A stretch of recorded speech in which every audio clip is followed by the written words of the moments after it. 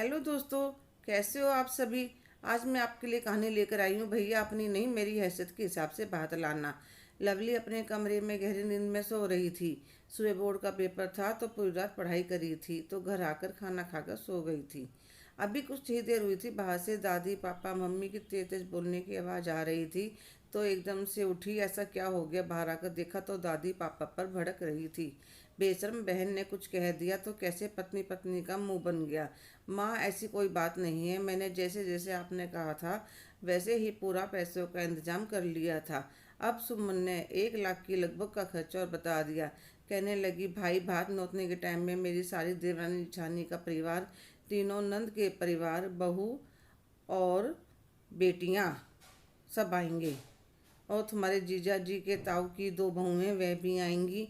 भाई हमारा बहुत आना जाना है। और शगुन में 1100 से कम न हो। और मिठाई के डिब्बे बढ़िया दुकान के।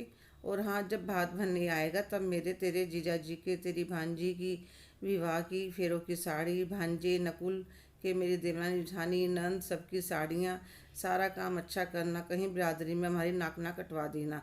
बताओ माँ, कहाँ से लाऊं मैं इतना पैसा। अमन भी पढ़ाई करने गया हुआ है, उसका भी इतना खर्चा हो जाता है। हाँ बेटा, बहन तो दूसरी हो गई, उसके लिए क्यों खर्चा होगा। दोनों माँ बेटों को लड़ता देख बहू ने अपने गले में से चैन निकालकर पति के हाथ पर रख दी। अब आप दोनों लड़ना बंद करो, इसे दे, सारे पैसों का इंतजाम हो जाएगा। तो लवली जल्दी से आई और कहने लगी, मम्मा, आपके गले पास एक चैन ही तो है, तो आप क्या पहनोगी। अरे ना पहनेगी तो क्या हो जाएगा। तो दादी आप क्यों नहीं दे देते अपनी निकाल कर। आपकी भी तो बेटी है बुआ। चुप रहे, बड़ों के बीच में आई है बोलने वाली। तेरी मम्मी पापा ने बहुत से चढ़ा रखा है तुझे। दादी गुस्से में बोली तो मम्मी ने इशारा कर लवली को चुप करवाया।